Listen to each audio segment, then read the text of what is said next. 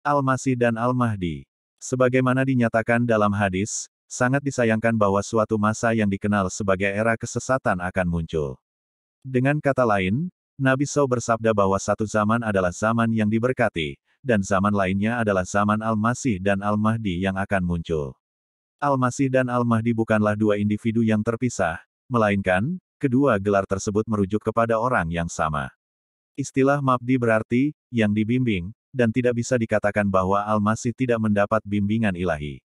Terlepas dari apakah Al-Mahdi memiliki sifat-sifat mesianik atau tidak ada seorang muslim pun yang dapat mengatakan bahwa Al-Masih tidak dibimbing oleh Allah.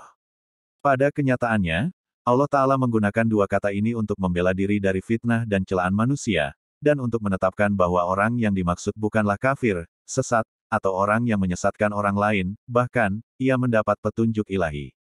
Karena Allah mengetahui bahwa Al-Masih dan Al-Mahdi yang ditakdirkan untuk datang akan dicap sebagai antikristus dan orang yang tersesat, maka Allah menamainya Al-Masih dan Al-Mahdi. Antikristus paling tepat digambarkan sebagai orang yang condong ke bumi, tetapi Al-Masih akan diangkat ke langit. Jadi, semua yang dikehendaki Allah Ta'ala ditakdirkan untuk terjadi dalam dua zaman, pertama, zaman Nabi Suci, dan kedua, zaman Al-Masih dan Mahdi akhir zaman.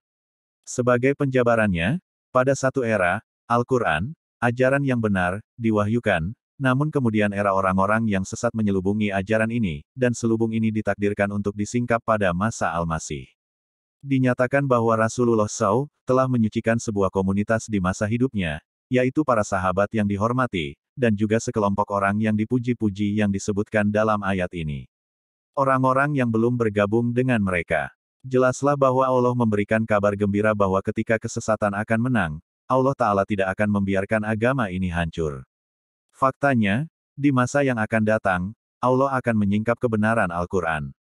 Diriwayatkan dalam sebuah riwayat bahwa salah satu ciri khas Al-Masih yang akan datang adalah bahwa ia akan memiliki pemahaman dan wawasan Al-Quran. Selain itu, melalui wawasannya yang berasal dari Al-Quran saja, ia akan memperingatkan manusia akan kesalahan-kesalahan yang akan mengakar dalam diri mereka karena ketidaktahuan mereka akan kebenaran-kebenaran Qurani.